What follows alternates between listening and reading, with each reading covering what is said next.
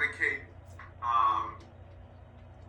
milk from the breast. So here's a few things here. So antibodies. So the breast milk passes antibodies to help build up the immune system. It helps to pass antivirals, help fight off viral infections, as well as nutrients.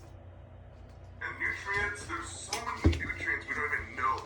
There's like vitamins. We know A, B, C, D vitamins. But they're finding out that there's a subcategory, something called phytonutrients, that can be synthesized. For instance, absorbic acid is another synthesized version of vitamin C. But when they're trying to synthesize, or basically create in the lab, a breast milk, they're finding that there's so many subcategories of nutrients that they can't replicate. So breastfeeding is huge. Now, in terms of the actual creation of the breast milk, prolactin is what helps the milk to produce. Oxytocin helps the letdown of the milk, and the rooting reflex from the baby, the little rooting reflex, which we actually went over in the fetal assessment, is that reflex that helps the baby suck out the milk. So it's funny because you can actually touch the side of the baby's face, and it'll go and turn thinking that it's the breast, thinking that there's a nipple there. Now we're going to have to do a lot of patient education with the moms, especially the new moms. We're teaching them how to hold the baby like a little football. Dun, dun, dun, dun, dun, dun, dun, dun. Because a lot of the times, moms hold it wrong. We're holding them over here, we're holding them up top. But if we are holding the baby like a football right here, it's going to help with a better latch.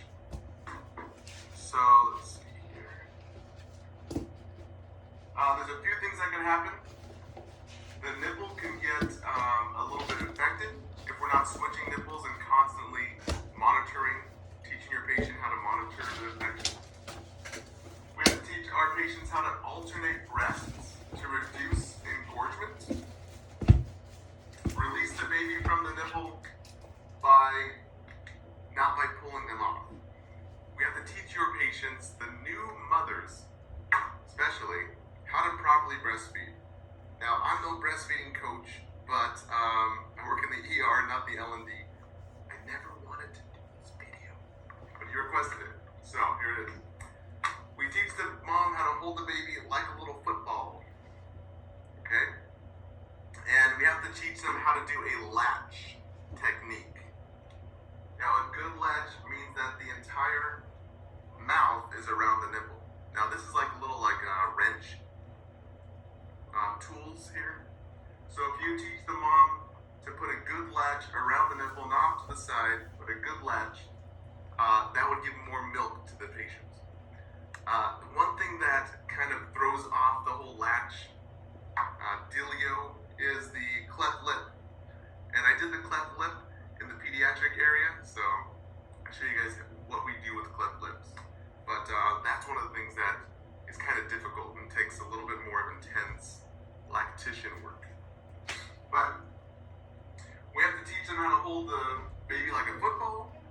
We have to teach the mom about how to initiate a rooting reflex. We're just trying to brush the breast across the face, and it's a natural reflex that the baby has and wanted to suck. It's really interesting. We have to teach the mom how to alternate breasts, because if we're not, we can get engorged breasts from the mom. So you can see engorged breasts, one's tiny, one's bigger. So alternating breasts here. We also have to teach about infection of the breasts. Make sure that if a breast is infected, we cannot use breastfeeding anymore until the infection's cleared up. So we can actually probably even use a pump, but not a mouth suction here. We're not going to use soap if the breast is infected, and we leave it open to air. So think about it. You have a little guy, a little baby,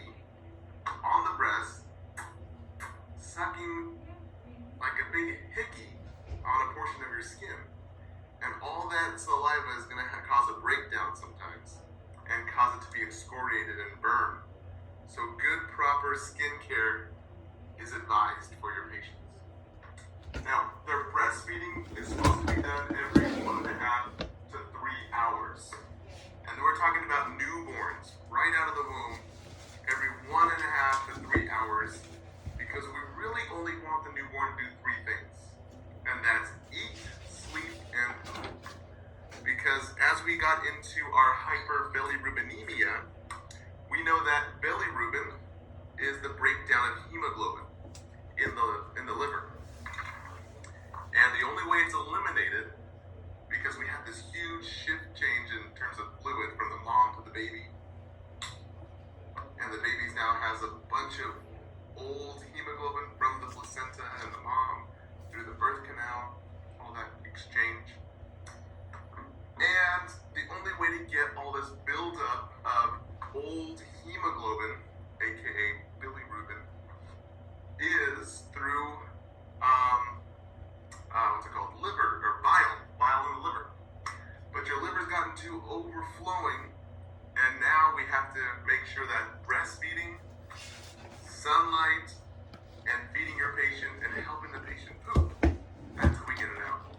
So if we can't breastfeed, we're probably going to have to go to the hospital and either bottle feed or hook your little baby up to an IV when we're going to give them dextrose or something.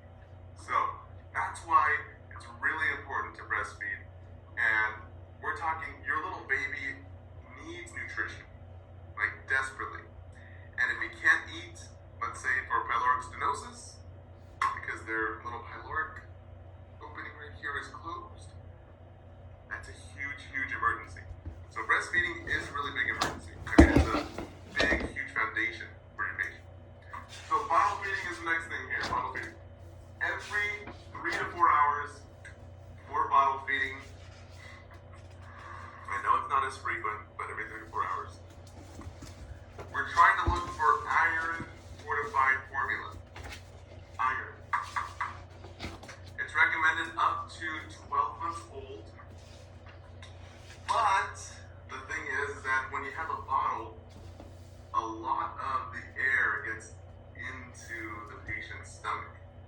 And all this air buildup inside the intestines can cause pressure and cause a lot of irritation and cramping. And so that's why they're saying that not only is the formula itself and this little iron kind of difficult for the baby to digest, it's also the air that has put pressure on the intestines that sometimes causes the intestines to bleed a little bit. So it just really depends on the patient, case-by-case scenario. So make sure you have to do bottle feeding because let's say the breast is infected, we have to burp frequently. I did a little burp there for you guys. So do not overfeed the little baby because they have a small stomach. And if you overfeed the little baby and you give them to dad, and now we're trying to burp, it goes, and that's when little babies just splatter everywhere because they can't fit all that into